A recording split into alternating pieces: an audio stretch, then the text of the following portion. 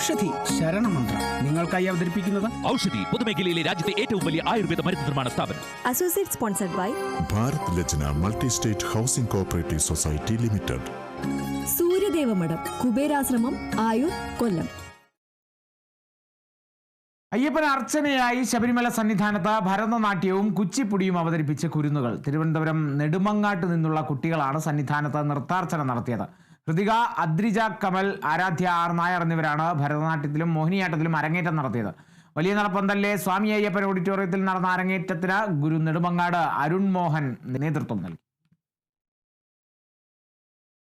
തൊഴുതു ഞാൻ ഒന്നാം തിരുപ്പടിയണഞ്ഞതു മകന്തകൾ നീങ്ങി പവിത്രമനം കരുണകനഞ്ചാം തിരുപ്പടി കയറി മണികണ്ഠൻ നമ്മളിൽ മധുരം നിറച്ചിടും. ശരണമുഖം കല്ലും മുള്ളും കാലദോഷം